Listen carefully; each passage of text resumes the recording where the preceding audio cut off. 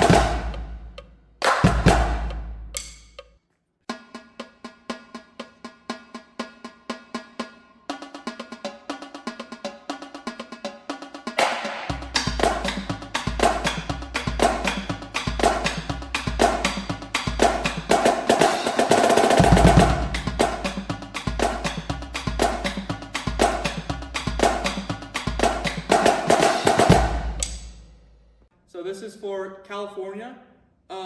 Just something to note, here at the beginning or in the first half, it's going to be very slow and it's going to be very quiet. The dynamic is going to be really important there, so make sure you're playing as quietly as possible. And then for snares, we do have a harness visual where we just turn to each corner depending on where we're playing in the cadence. So keep that in mind.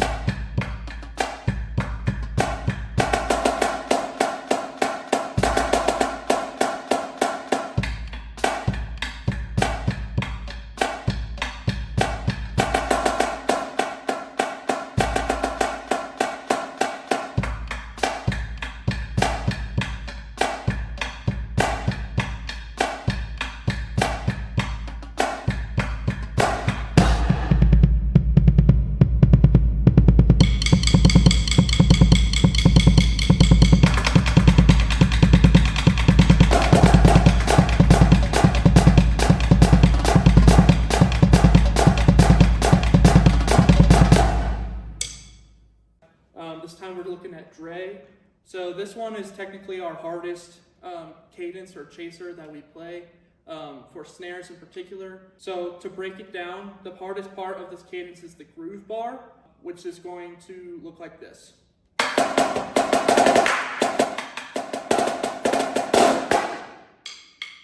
So that is pretty much every single variation that we play throughout that whole groove bar. I'll play it one more time.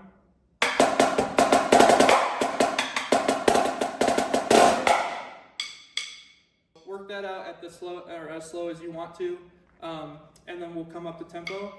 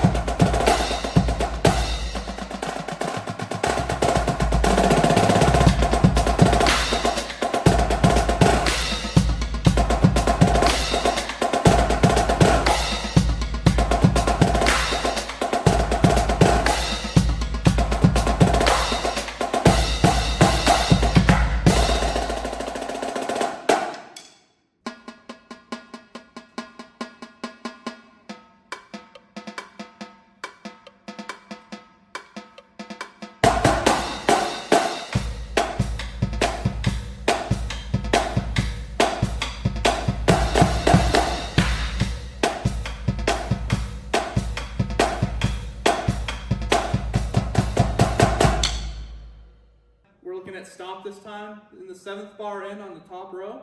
It's supposed to be played and we're going to change it to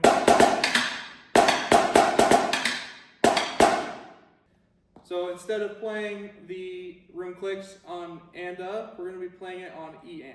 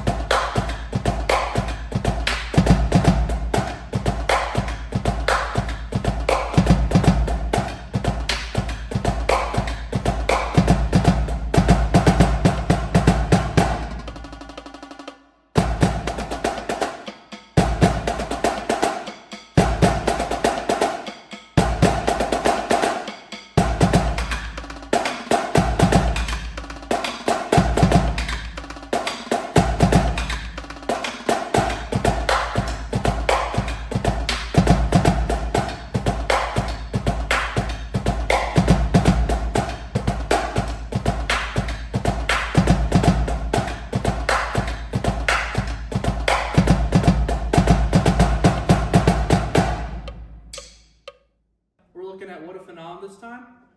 So in the main groove, which is make sure that you keep the heritas down low and quiet, and we keep the E of the high, so we keep, that's going to be a big upstroke there.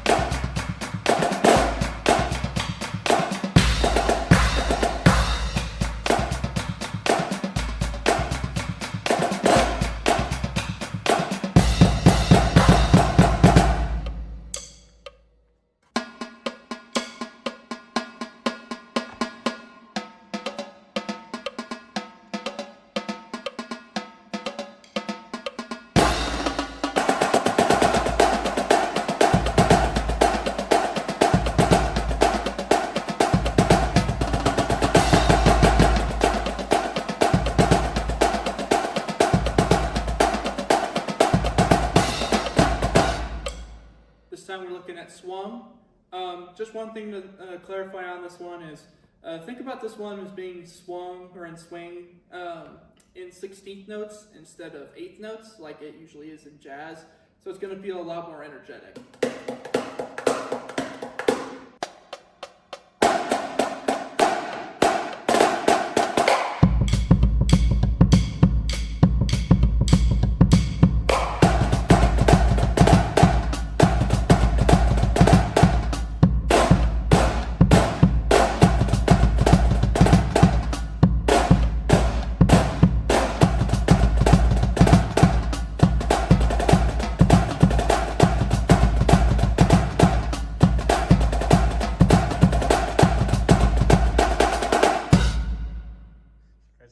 Sticks in on the end.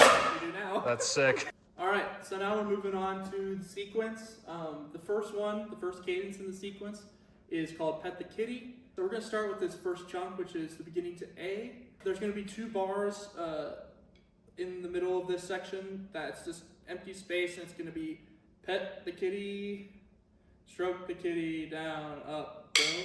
And then the next bar over, it's going to be 2 stick clicks. It's going to go top, bottom.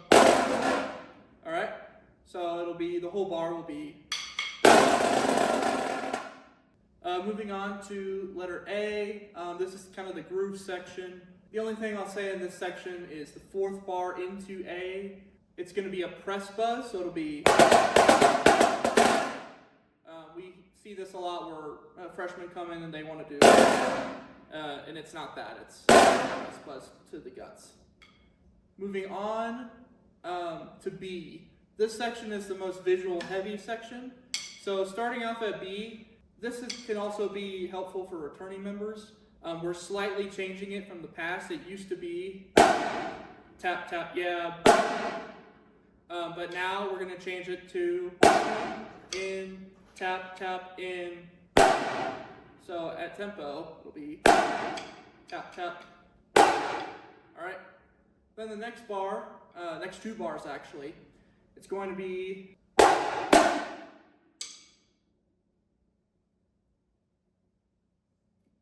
Alright, so to break that down, it's going to be in, make a cross, and then you're going to take the tip of the stick that's facing up, and you're going to move it down to the bottom of your left forearm, and then you're going to move the stick that's in your right hand down the stick, and then you're going to, this is kind of the tricky part, you're going to be holding the stick like this in your left hand, and then you're just going to flip the stick to your resting position, and then you'll flip your right hand stick.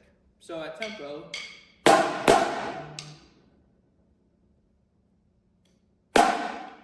and then the next one, the next 2 bars is very much simpler. It's just ball in, right, left, right, left. You're making a W with your sticks, and you're starting on the going to the right, and then left, right, left. So this whole section together from B, it'll look like this.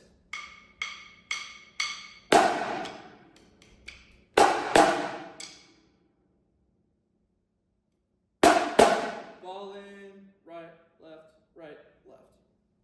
On the second page, you can see there's a lot of, but it's going to say stab above it. This is the 4th bar into this top line of the second page. And what that means is just, you're literally just stabbing the drum. So going into that from the bar before, that's what that looks like. And make sure you're not gripping the stick too hard. It doesn't have to be that intense. With all 10 of us, it should work fine. The next 2 bars, just for us, make sure that we're not letting ourselves get lost in the sauce when we're doing the.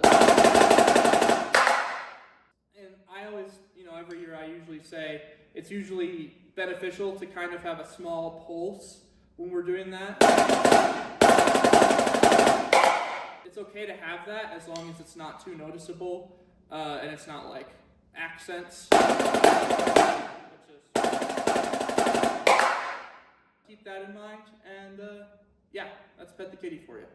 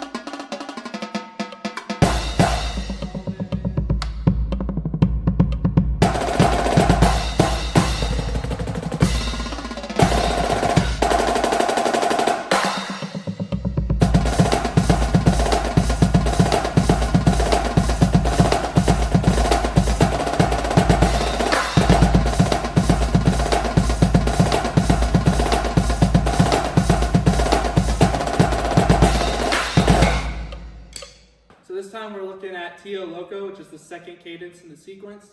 Really, there's not a lot to talk about here. Some things of note.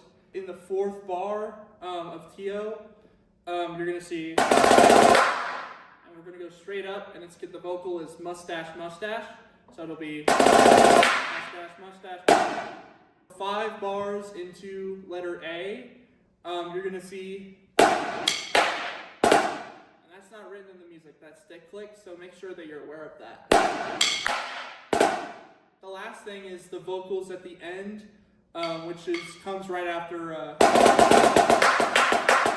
dub in the house, and that's going to be left, right, alright?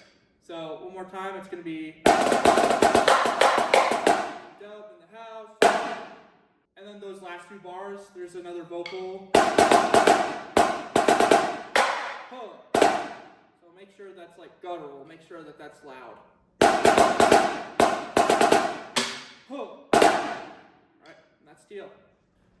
One more thing to talk about is the pickup bar into Tio Loco. So the way the sequence works is we have the first tap off into Pet the Kitty, but then every single one of the cadences has a tap off within the sequence. And so this is the first version of that, and that tap off is going to be.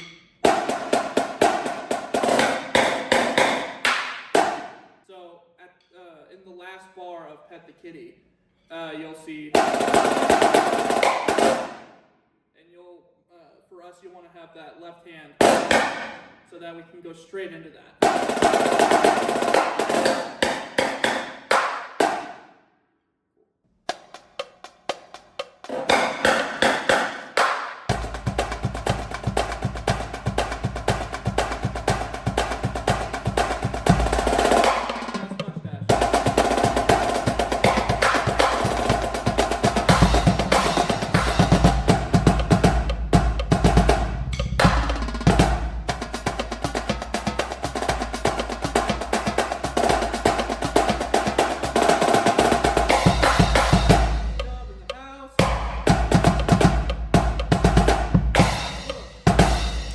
Next, we're talking about Frantic, which is the third cadence in the sequence. So there's quite a few things in this one, actually. So the first 2 bars, you're going to hear a long roll, and then it's going to go into this kind of dense passage here that's going to have a backstick. What I'm going to say is practice it with the backstick, but also first learn to practice it without the backstick. That's the part I'm talking about. So just learn to do it without the backstick first. And if you can do that, then start working on the backstick, because that's a pretty fast backstick. So at A, we have the first 4 bars and then a repeat. The last kind of fill bar of the second time through A, there's going to be a sticks in there. And then at B, we have a visual, and this is going to be a little bit different for returning members as well. What we've done in the past is we just go up and down with our sticks. We're going to do that for 2 bars this time, so it'll be then we're going to hold our sticks up for a bar, and then we're going to go down, so it'll be down, down, out, so the whole thing, it'll be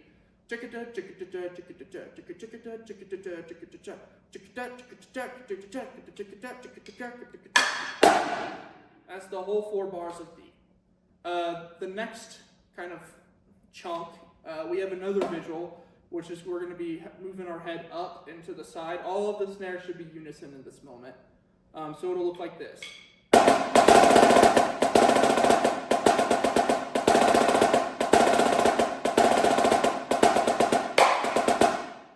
Will continue into the next part that goes through C. And then here at C, the way that we've done it in the past is we usually start with a center 3 or a center snare, or a small group of people in the snare line, and we'll start out with that first line. And then we'll grow out maybe by 2 or 4 or whatever. And then we'll finish with that third bar with everybody together. And then all of us are unison. So for now, practice it with all 4 bars, but we'll probably be kind of breaking that down during band camp. And then the last part is the bottom line, which sounds like this.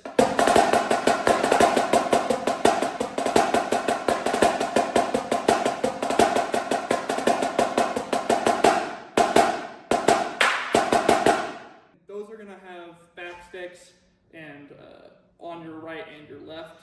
So practice that slowly because that is one of the dirtier parts of frantic usually. And so a tempo.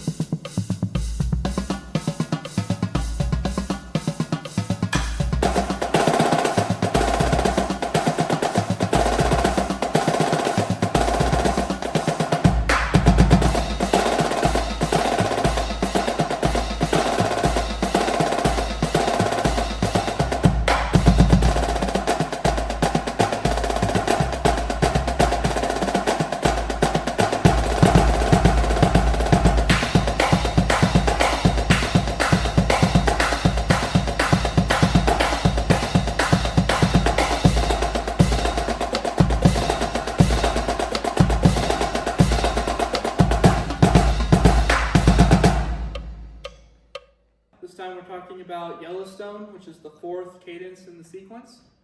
Starting off, there's these 4 bars before A, and those are all just on the gut. And that 4th bar, I want you to just ignore what's written there. What's written is, we're not playing that.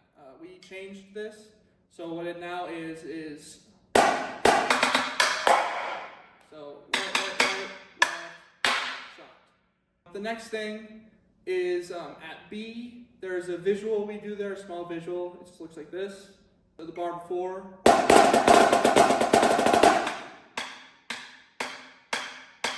That goes all the way until C, that visual. And then we have this shot right before C, which is going to be a left-hand ping shot. That was not a ping, but you get the idea. 4 bars into C, we have a stick shot there, which is going to look like this. So remember to make that note before the last stick shot a buzz note. One thing to remember is these 2 flam exercise patterns that we have throughout this. The first one at A being like this. And the second one at C being like this. So make sure to recognize those differences before you come to camp. That would be greatly beneficial because sometimes we do struggle with the memory of those 2. So remember to get those memorized.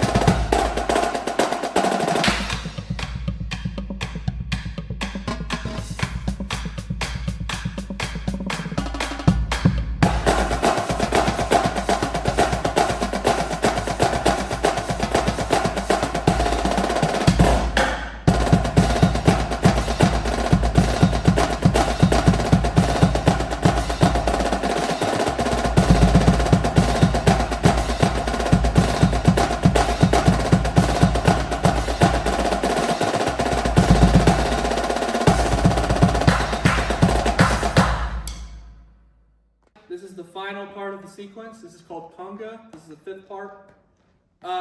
So starting off, we don't really play anything in these first 4 bars.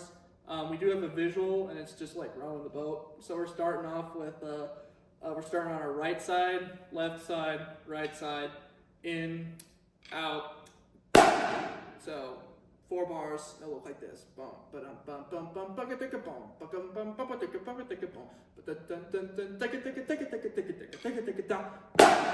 This next part at A, just remember, be cautious of these stick clicks that are in here.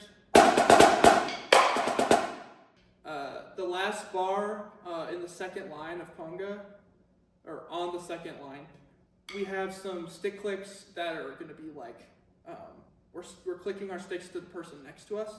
So the whole bar is, but it'll sound like, because we're going to click the person next to us. And I guess the people on the ends, you guys will also you'll do the same motion, but you'll only click to the right or the left, depending on which end you're on. So, again, it's just going to sound like. Then we have at B, when we're playing this kind of syncopated pattern, usually we just have the hand that's not playing off to the side. Sometimes, if we're marking time, we just like to swing it.